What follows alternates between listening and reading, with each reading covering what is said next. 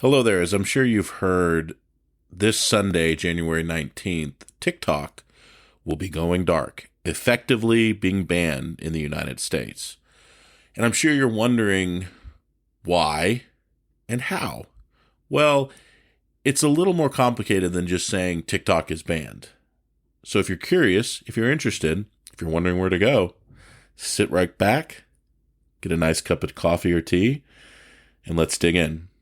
I'm Robert Marks, and this is the Mercury Legal Sidebar. First, a little history about TikTok. TikTok's parent company, ByteDance, was founded in China in March of 2012. Its first product was actually a personalized news aggregator for Chinese users. 2 years later, in 2014, a startup called Musical.ly, which was popularizing short lip-syncing music videos, was also founded in China by a different company. Musical.ly grows in the charts in 1 year, and ByteDance launches a competing product called Douyin for its Chinese users. This app would be spun off for foreign audiences as TikTok. In 2017, ByteDance acquires Musical.ly for $1 billion and integrates it into TikTok, creating the perfect storm for binge watching and also content creation with a music background. Lil Nas X in 2019 releases the song Old Town Road on TikTok, where it goes viral and pushes the song to its popularity. I would contend that a lot of people probably first heard of TikTok in 2019. It was also in that year when U.S. politicians, I should say, began raising alarms about TikTok's influence, calling for investigations both into the Musical.ly acquisition as well as to just a simple national security probe into TikTok and other Chinese-owned apps. That investigation began in November of 2019, and 1 month later, the Pentagon recommends to all U.S. military personnel that they need to delete TikTok from all phones, both personal and government issued. Some services even ban the app outright on military-owned phones. The Pentagon follows suit in January of 2020, banning the app from all military-issued devices. At that same time, TikTok becomes the second most downloaded app in the world. In July of 2020, India actually bans TikTok and dozens of other Chinese apps in response to a border clash with China. President Donald Trump also said in the same month that he was considering a ban on TikTok as a retaliation for China's alleged mishandling of the COVID-19 pandemic. Later, in August of 2020, Trump even issues a sweeping but vague executive order banning American companies from any transaction with ByteDance and its subsidiaries, including TikTok. Several days later, he issues a second order demanding that ByteDance divests itself of TikTok's U.S. operations within 90 days. In November of 2020, Joe Biden is elected president, and he doesn't offer any new policy on this TikTok ban. And since he won't take office till January, the Trump executive order planned for sale unravels, and it's never addressed when Joe Biden takes office. He does postpone all legal cases involving Trump's plan to ban TikTok. Fast forward to 2022, and there was a detailed report actually from BuzzFeed that revealed that Chinese-based ByteDance employees had repeatedly accessed the information of the non-public information of TikTok users based on leaked recordings from internal TikTok meetings. TikTok's response to this was announcing that all user data would be migrated to US-based servers managed by Oracle. Despite this, there was still a concern that Chinese authorities could still access the US data. Not just having it on US property wasn't enough to stop the concern with US officials. At the end of 2022, the FBI director raised national security concerns about TikTok, that Chinese officials were manipulating the app's algorithm to try to influence its users. In February of 2023, the White House gives federal agencies 30 days to ensure that TikTok is deleted from all government-issued mobile devices. Both the FBI and the FCC warn that ByteDance could share user data with China, specifically the Chinese Communist Party. I think it's worth noting that, first off, the White House, the president, the executive branch, Congress, they have the ability and the right to control and enforce what is on government-issued devices, same as any employer that issues a employer device, a business device, to their employees. However, I always felt that this alarm that was being raised, this warning, this concern, was hollow, in that at the same time, these government officials had TikTok accounts and were posting content from their personal device, from their campaign devices. You know, President Biden himself famously created a TikTok account during the 2024 election. And I think from a marketing perspective, from a PR perspective, from the optics game, I mean, it's funny, we're talking basically about PsyOps, and our own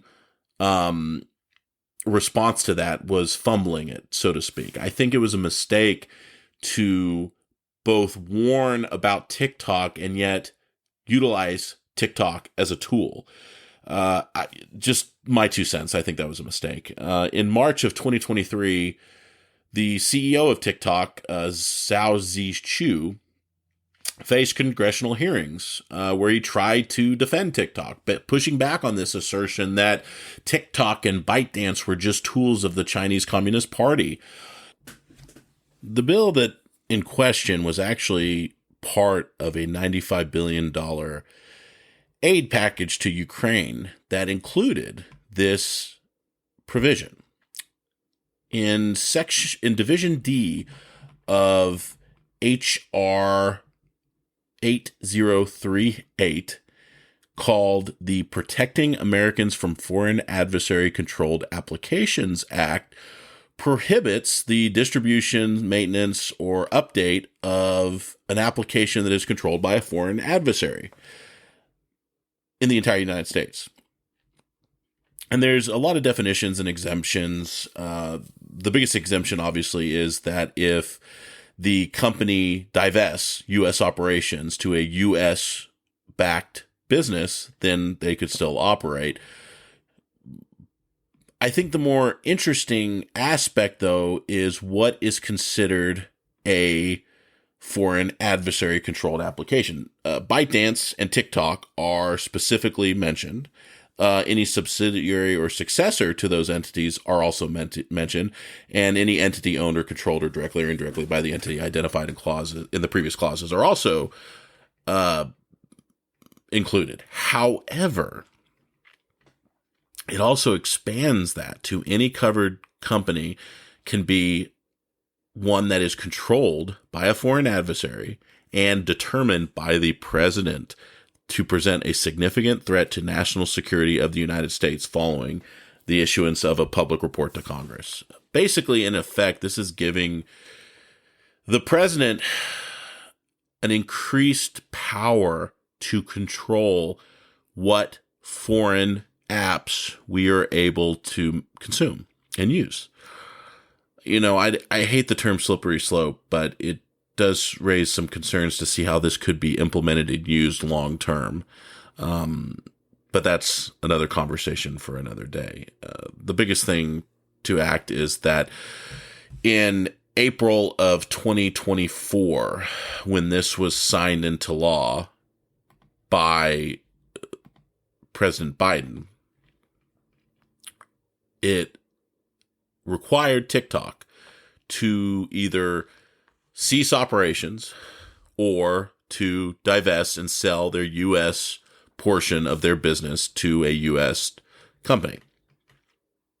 TikTok has, since day one, said that they would not sell TikTok to anyone.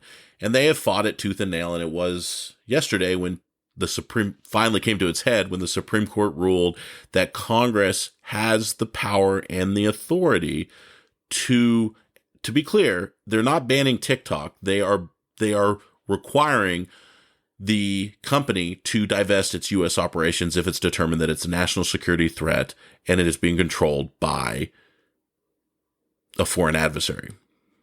So the Supreme Court didn't actually look at the evidence that poses a national security threat, because the Supreme Court is saying it's not their duty to do that. Congress has the power to review this national security threat and determine if this is sufficient, and then pass the bill and have the president sign. So the Supreme Court saying it's all good. We can do this. And they have. Come Sunday, TikTok shall go dark. And you know, this is not commenting on the national security concerns that are being raised by U.S. officials. And again, other countries have banned TikTok for various reasons. There is a legitimate argument about the control of personal information by the Chinese government. And so from a spying perspective, but also from a PSYOP, mass disinformation campaign that a foreign adversary could put on a good chunk of the U.S. populace. And I think that's a legitimate concern. However, I would like to raise the one issue of, yes, we're recognizing and acknowledging that manipulation of an algorithm by a social media company can be a danger. And I think that is a fair argument and a fair discussion to have.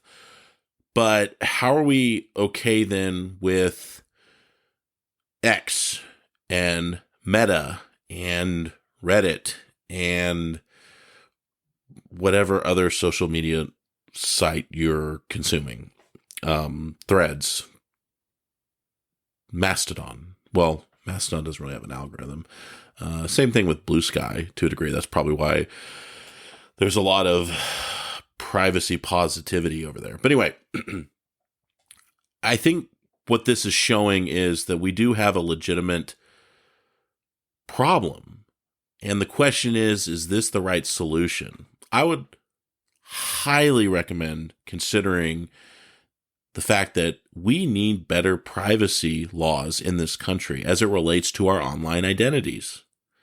We are working in a world where almost everything is done through the internet, through connected accounts. And this idea that we have these archaic privacy laws are really what is leading us to this overblown conclusion. You know, I always say that serious national security threats can sometimes lead to really bad laws, you know, like say after 9/11, when we passed the Patriot Act, serious national security threat, terrorism. But the Patriot Act, I think, went a little too far in terms of it violating our rights and our privacy. And I think the same thing is true here. I think it is a legitimate concern, and I think there is a legitimate national security threat that a foreign adversary is manipulating the U.S. population through use of an app. But why isn't the debate and the question, how are apps, social media companies able to do this in the first place? That's the discussion to have. Let's fix that. Let's fix the problem and not just try to ignore a symptom of the problem. This is not me advocating that TikTok should or shouldn't be banned. I mean, full disclosure, I've never actually used TikTok. I've always kind of thought it was weird using a Chinese app that had, I think, legitimate evidence that it was being, at the very least, monitored by the Chinese Communist Party. And it's probably a good idea. You know, there's content out there between YouTube Shorts and Meta Reels that provide a similar experience. But again, this is not me advocating for Meta or Google. it is funny in that with this, since the Supreme Court ruling, and even slightly before, TikTok users were starting to move to another Chinese-based app. I'm not going to even try to pronounce it. Oh, who am I kidding? I love mispronouncing things. Zhao Hongshu, which is nicknamed Red Note, which is a Chinese-owned lifestyle platform which users can upload photos and videos. And it's one of China's most popular apps. And this week, it has gained 3 million US users. And I think people are seeing it kind of as like the alternative to TikTok. I would like to note, as I've previously mentioned, though, with this new bill, the president has the power and the ability to deem a foreign adversary-controlled app whatever they want, as long as there's public notice to Congress. And I think this kind of app is exactly what the statute was considering, and it would potentially face the exact same restriction as TikTok if it's not divested, and it will not require another another law be passed.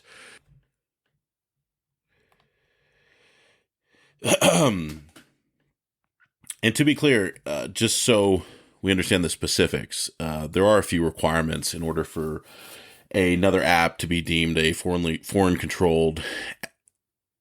Let's try that again, shall we? 5. Boom, boom, boom. And to be clear, there is a process involved in order for an app to be deemed a foreign adversary-controlled app worthy of this ban or divestment requirement. First, it has to have at least 1 million monthly active users, and Red Note gained 3 million US users within this week, so that clearly is satisfied there. But then, even then, the president would have to first indicate that this app is a national security threat, and the president would then have to submit a report to Congress detailing that specific national security concern involved. Then the president would have to make a final determination within 30 days of handing over the report. If the president decides that the app should be banned, the company would then have 270 days to divest its Chinese owners. I should be clear, not necessarily Chinese owners, but any foreign owners. This doesn't necessarily have to be China. This could be any foreign adversary. And since the law has already been challenged by TikTok all the way to the Supreme Court, it will probably be moot at that point, and the company will have to make a decision. But as it relates to TikTok, there is some gray area in that the presidency is changing hands on Monday, and the incoming president, President Trump, has said that his decision, after the Supreme Court decision, his decision on TikTok will be made in the not too distant future, but he needs time to review the situation, so stay tuned. I think what that's signaling is two things. One, I think it would be very unlikely between now and Sunday that TikTok does choose to divest and sell their U.S. interests. I think that they are willing to go dark temporarily and determine, if President Trump will allow them to continue to operate, or alternatively, just test the waters. And potentially in a week or 2 weeks or a month, if they aren't allowed to operate, maybe they will divest and sell their U.S. operations. I think it would be interesting to note that if they're not saved from this ban by President Trump, and they have to either go dark or divest, and they choose to just go dark and not sell their company, I do think it does show some strong support to the idea that this was a true national security threat. If they're leaving billions on the table, it's kind of interesting, but maybe not. I don't know. That's just my thought, my 2 cents, 3 cents, whatever you want to say to it. I think this whole saga, because to bring it back to a business law perspective, since I am a business law attorney, there are many business owners on TikTok that have made a good living, either from content creation or product placement, product selling, product advertisement, marketing, TikTok has been a valuable asset to many businesses in this country. And the fact that their livelihood, if they have invested solely in TikTok, is a threat, is a concern and is a thing. And I'm hopeful that when this ban was passed back in April of 2024, that they started to diversify. And I think this is the best argument you can have, whether it's personal or business, in that these platforms are not our platforms. They are owned by conglomerates and billionaires and communist parties and whatever. And you shouldn't rely on one platform to expand your reach, to show your content, to sell your product. You should diversify. I try to post to every microblog site, so I'm not relying on just X or I was going to say Twitter, or Threads or Mastodon or Blue Sky or YouTube. I am looking for a alternative to YouTube, especially YouTube Shorts. There's a few options out there, but that's not for this conversation. But I think that's the lesson here, in that, and this is tale as old as time, do not rely on one path to glory, to victory, to success. Diversify. And, we'll see what happens. But until next time, thanks for listening.